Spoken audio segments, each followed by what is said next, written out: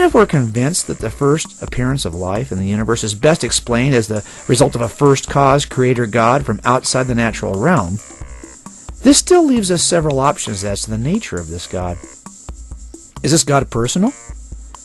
Isn't it possible that the God who formed matter from non-matter and life from non-life can simply be some kind of impersonal force? After all, many world religions would suggest that this is the case. Well, I believe that this Creator God is a personal God based on His ability to decide.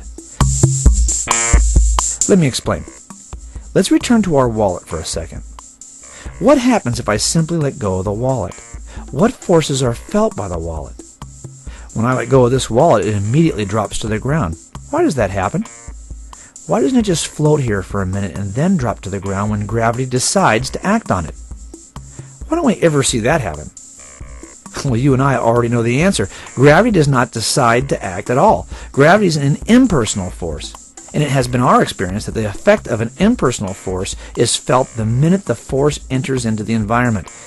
Listen, if we were floating around in a zero-gravity environment, and we then inserted the force of gravity, we would all immediately be pulled to the ground. The effect of the gravity is felt the minute gravity enters the room.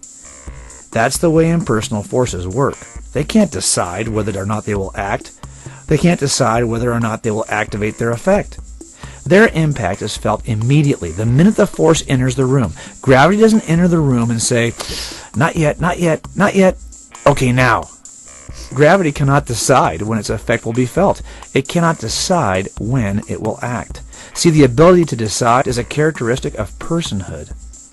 The ability to move and act freely as a result of a conscious, independent decision is a characteristic of free agency. It's a characteristic common to persons, not impersonal forces.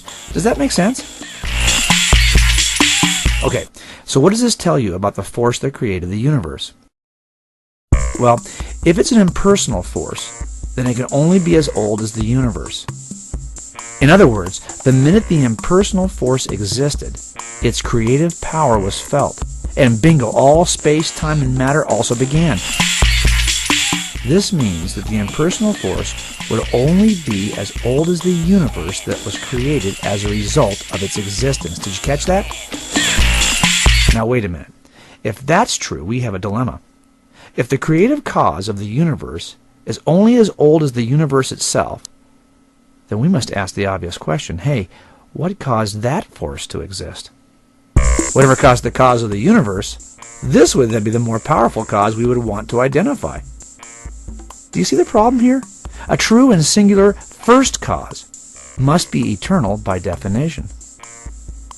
In a very real sense, we innately know that whatever caused this caused universe must be some kind of eternal first cause with the ability to decide. Whatever caused this universe, it did so as a decision.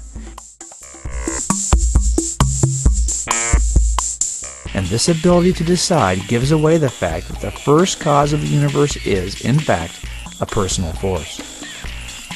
You see, I believe that personal theism is true because the first uncaused cause of the universe was able to decide as a personal agent.